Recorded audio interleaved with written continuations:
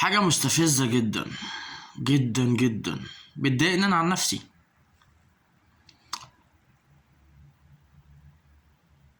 اي بنت، كلامي ده للبنات، اي بنت مسلمة في البطاقة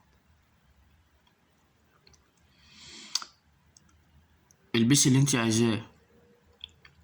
انا مش بقيت اهلي، انا مش من اهلك عشان اقولك البسي ايه وما تلبسيش ايه. بس انا مسلم وغيور على ديني جدا. ما تلبسيش المحزق مع الحجاب، ولا تلبسي العريان مع الحجاب. حجابك ده يخصني انا ويخص كل المسلمين ويخص ربنا. عايزة تلبسي محزق، مالكيش دخل بالحجاب. عايزة تلبسي اي حاجة ملهاش دخل بالدين الاسلامي، البسيها، ما يخصنيش في حاجة، لاني مش بيت اهلك. بس مالكيش دخل بالحجاب. الحجاب يعني احتشام، يعني ايه احتشام؟ يعني مفيش ولا مكان في جسمك باين، ولا حتى معاك كعب عالي. ماشي، ده الحجاب. انما بقى حجاب نص شعر، دي اهانة للاسلام والمسلمين جميعا. حجاب ربع شعر، حجاب بقصة، ده اللي بتسموه حجاب وهو اصلا مش حجاب ولا بتاع، ده اي هلس وخلاص. الحجاب حاجة تانية خالص غير اللي انتوا بتلبسوه ده. مفيش حاجة اسمها اشارب شفاف اسمه حجاب. ماشي، اشارب نص شعر اسمه حجاب. ماشي، انت كده فجرة مش محجبة. لو انت بقى مقتنعة ان اللي انت لابساه ده حجاب، فالشيطان مصور لك كده، انما ده مش حجاب.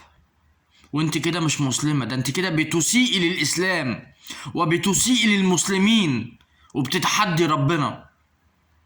عشان بس محدش يقول ده انت طالع تستشيخ علينا ولا طالع تعمل شيخ علينا. انا لا شيخ ولا بستشيخ، انا مسلم وبغير جدا على ديني، وما اقبلش اهانة ديني، ولا اقبل اهانتي، ولا اقبل اهانة المسلمين. مصر كلها، جيش، شرطة، نيابة، قضاء، اي مهنة، اي حرفة، مصر كلها بالكامل ما اقبلش اهانة اي حد فيهم. تيجي انتي او انتوا يا بنات مصر او يا معظم بنات مصر تهينوا الاسلام والمسلمين بنص حجاب، ولا نص شعرك من الحجاب، او ربع شعرك، او قصاية، واللبس المحزق والكعب العالي والمفاتن اللي ظاهرة. احترمي ربنا واحترمي الاسلام واحترمي المسلمين. اي حاجة مخالفة لشرع ربنا ده تحدي ربنا. ده اللي انا اعرفه. ماشي، وبرضو اللي انا افهمه مش اللي انا اعرفه بس. واذا كان انت اتعلمتي ده من الاخوان المسلمين، الله ينعلهم، لعنة الله عليهم وعلى اللي ابتدع حاجة اسمها اخوان مسلمين. ينعل ابوهم ولاد كلب زبالة، خرفان ولاد. ابعدي الحجاب عن المحزق، ابعدي الحجاب عن العريان. تيجي عند الحجاب تلبسي محتشم. مش عايزة تلبسي محتشم، يبقى ما تلبسيش حجاب. لان ده اهانة ليا وللمسلمين كلهم في جميع انحاء العالم، مش مصر بس، واهانة لله، واهانة للدين الاسلامي اللي ربنا انزله. يعني الرسول صلى الله عليه وسلم عليه الصلاة والسلام يعيش يدعو للإسلام 23 سنة، وتيجوا انتوا يا بنات مصر تهدوه في سنتين 3؟ أنا لا أقبل ذلك. على فكرة أنا بصليش كتير، متقطع يعني، ماشي، ومش بقرأ قرآن كتير، بس أنا مسلم وبغير جدا على ديني جدا. زي ما عملتوا يا مجلس النواب قانون التحرش، تعملوا قانون للبس المرأة، لازم. انما مش اي واحدة لا مؤاخذة تتهم اي واحد محترم انه يتحرش بيها ويتحبس كوسة، لا. هو بيتحرش بيها على اساس ايه؟ الدوافع، والدوافع دي صادرة من ايه؟ منها لبسها او عريها او مفاتنها او الحاجات اللي بتحطها في وشها ورجليها والشخاليل والحاجات الغريبة دي.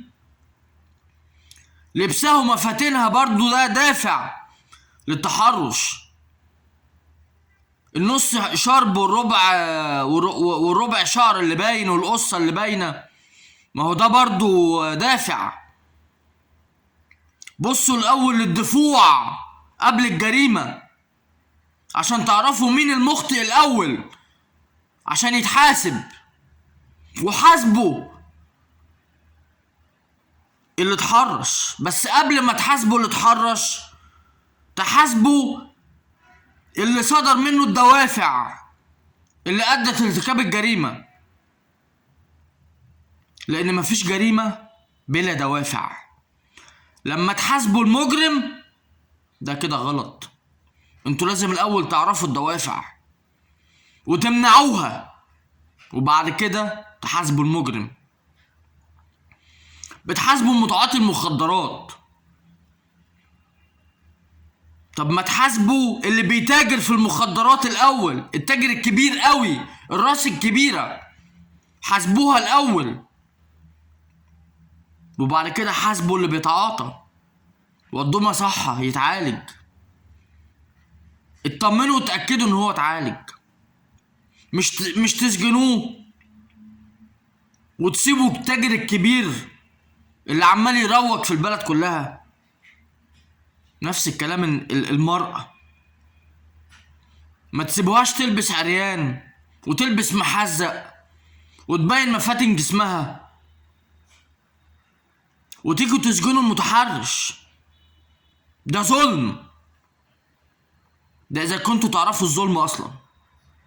واللي ما يعرفش الظلم ما يعرفش ربنا، ما يستاهلش يبقى مسلم اصلا، ولا يستاهل يبقى مصري اصلا. تحيا السيسي، تحيا مصر.